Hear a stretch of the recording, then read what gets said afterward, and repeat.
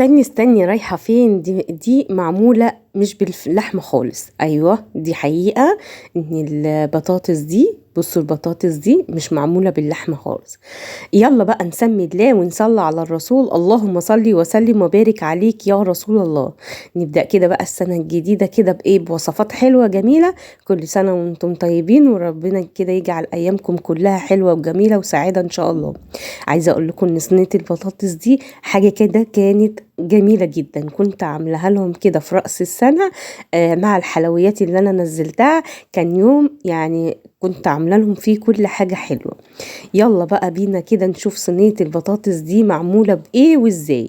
بس يا قمر كده بقى حطي لي اللايك، علشان إيه انتي بتنسي، أنا عارفة إن انتوا بتنسوا تحطوا اللايك. فيلا بقى إيه، من أول الفيديو كده حطي اللايك كده واقعدي استمتعي بالفيديو وقومي نفذيه. هيعجبك جدا جدا والله. طريقة جميلة ولذيذة وسهلة وحاجة كده تحفة. هنجيب كده بقى بطاطس كده معانا وسط. قادرة ان انا اقشر البطاطس وبعد كده ادخل لكم الفيديو. بس بحب كده بقى ايه اقعد ادردش معاكم كده وانا ايه بقشر البطاطس. ونسمي الله كده ونصلي على الرسول وايه، ونتفائل بالخير إن شاء الله. ونتفائل بالخير نجده بإذن الله. إن شاء الله هنجد الخير بإذن الله، لأن عشمنا في ربنا كبير جدا جدا جدا. طول ما انت فيكي نفس لازم تبقي عشمانة في ربنا إنه هيديكي الخير.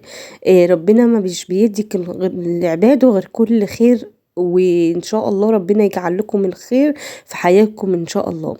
أنا طبعا بجيب الصينية اللي أنا هحط فيها، وبحط كده ايه، وبشوف يعني ايه هتاخد معايا كمية قد ايه، علشان ما ارجعش بقى ايه اعمل تاني والكلام ده. هنقور كده كام واحدة مع بعض.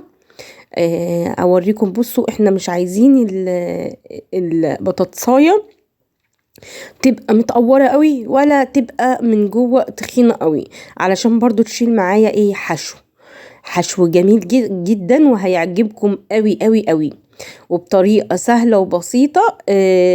بصوا اهو زي ما انتم شايفين كده. انا مش عارفة بصراحة هو الفيديو بيعمل لي كده، اعذروني بقى. يعني هي اكيد قطع حتة كده وهنعدي منها. هنقطع. بصوا اهو زي ما انتم شايفين كده هنقورها. بص المقور ده جميل جدا وبيسهل عليا الدنيا، بالذات لما اكون بعمل بطاطس يعني. اهو بصوا بقى كده انا القلب بتاع البطاطس ده مش برميه. هاخده كده وهتعرفوا انا هعمل ايه. انا طبعا كنت جاية من السوق وكنت ايه مجهزة كل حاجة قدامي.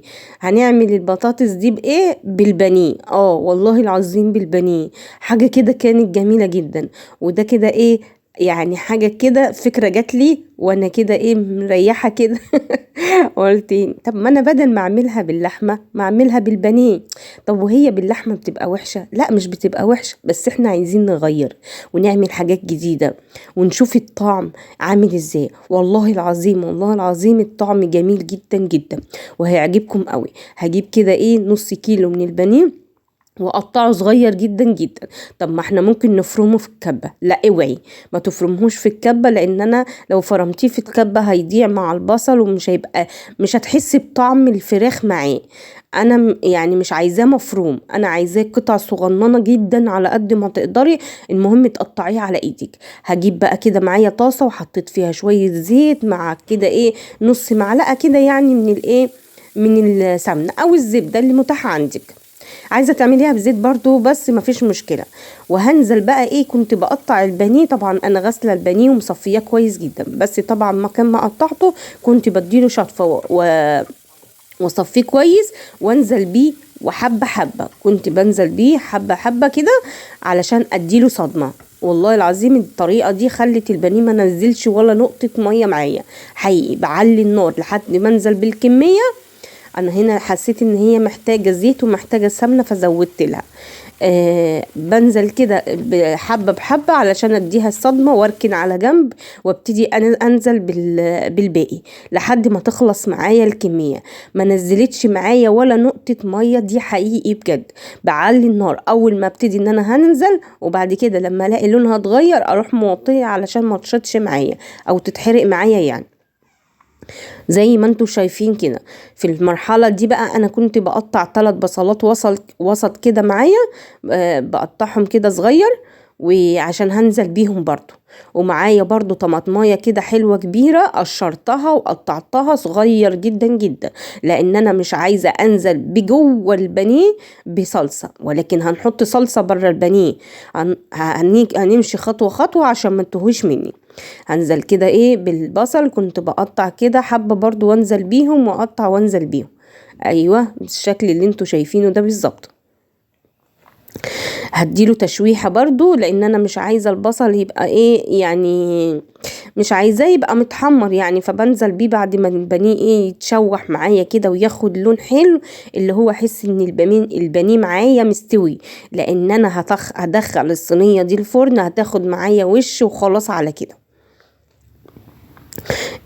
لو نسيتي بقى تحطي لي اللايك، يا ريت بقى تحطي لي اللايك وتشيري كده الفيديو الوصفة دي. والله ما يعني مش موجودة في اي قناة ولا موجودة على اليوتيوب كله. الوصفة دي وصفتي انا، فيا ريت بقى تشيريها كده، وانا متأكدة ان اي حد هيشوفها هيعجب بالفكرة وهيعملها. يلا شير الفيديو بقى عشان كلنا نستفيد كده مع بعضينا، وحطي لي اللايك. ويا ريت بقى تكتبي لي في الكومنتات ايه رأيك في الأكلة دي، وقومي نفذيها وقولي لي بجد بجد هتعجبك جدا. عندك نص بانيه، عندك ربع بانيه، اعمليها بالكمية اللي انت عايزاها، مش هتقولك لا. هننزل زي ما قلت لكم كده بالطماطمايه برضو اهو بالطريقة ديت كده.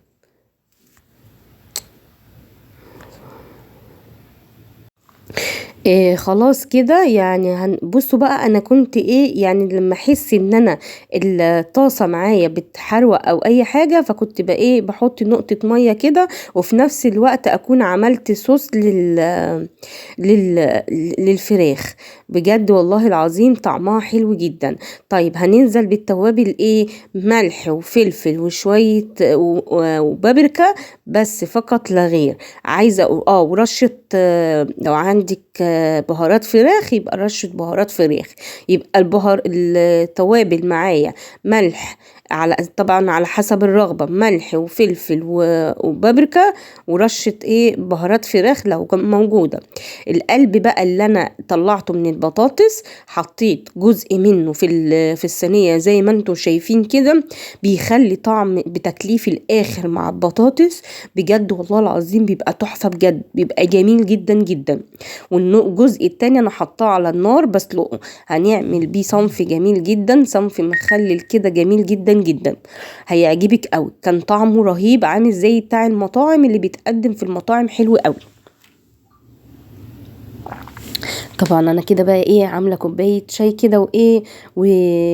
وانا بسجل لكم الفيديو عشان ايه نظبط الدنيا مع بعضينا. يلا انت كمان بقى وانت بتتفرجي على الفيديو كده بقى، يلا إيه اشربي لك بقى حاجه كده سخنه تدفينا في برد الشتاء ده كده، وايه وعشان تقومي تنفذيها على طول باذن الله، او يكون فكره اكله تعمليها بكره وتبقى جميلة جدا وما تحتريش في الأكل، ومش هتبقى مكلفة خالص بالنسبة لك.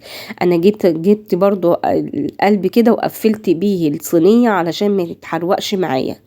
أيوة زي ما انتم شايفين كده، الطريقة جميلة جدا. بصوا بقى انا كان عندي شوية شوربة، كنت سلقة لحمة كده قبلها بيوم، فكان عندي شوية شوربة، فانا عصرت نص كيلو من الطماطم او اقل بشوية، لان انا بصراحة كنت هعمل صلصة مكرونة، فكنت يعني عصرة اكتر. وانزل بيها كده. الشوربة دي كان عليها مرقة لحمة.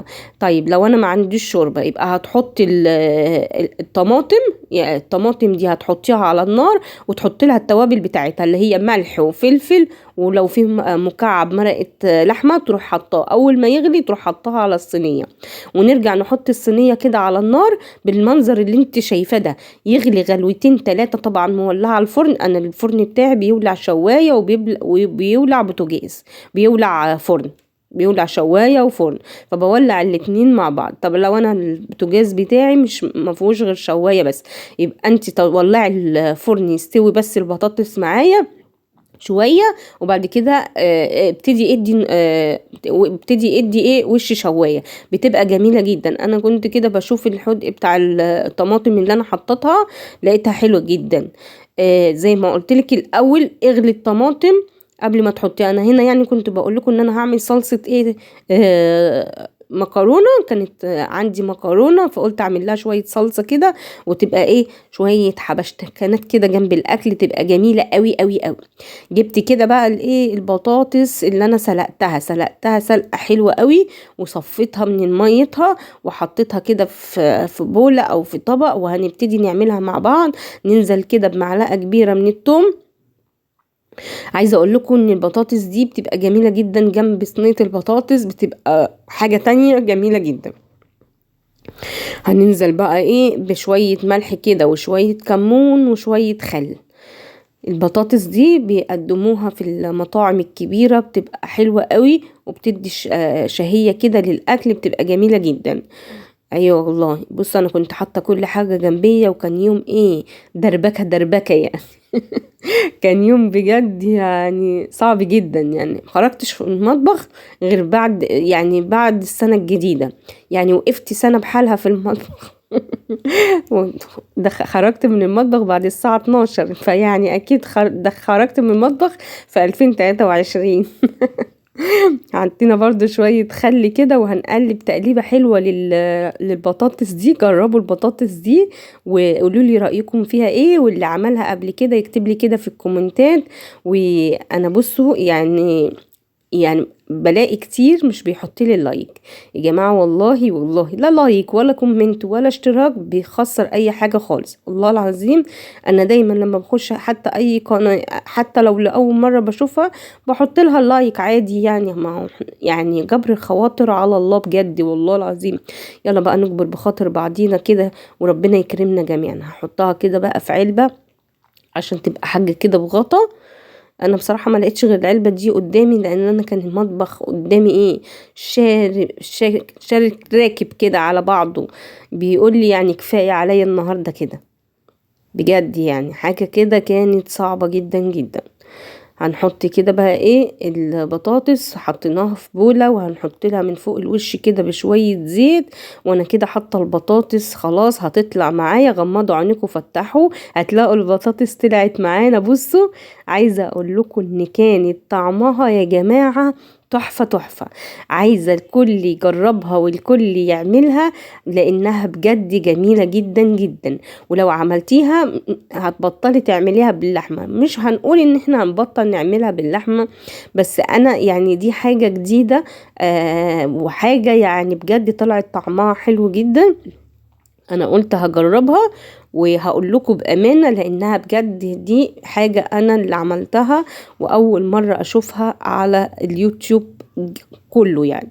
فياريت بقى نجربها كده ونشير الفيديو، علشان عايزه اقول لكم ان كانت طعمها فاخر من الاخر بجد. طعمها تحفه بجد. وقولوا لي بقى. بصوا انا بقول لكم بصوا طعمها، بصوا بعمل لكم ازاي. حطوا اللايك بقى علشان خاطر طعمها كان رهيب بجد. يعني يا ريت كل كده يدوق منها، هتبقى بجد حلوة قوي قوي قوي. تعالوا كده برضو ندوق مع بعض البطاطس ديت كده. طب هو يعني ندوق يعني. طب والله انا بقول لكم بكل مصداقية، وبقول لكم بكل يعني عمري ما هكذب عليكم في طعم اي حاجة خالص، لان اكيد لو طلعت وحشة ان انا مش هعملها تاني يعني.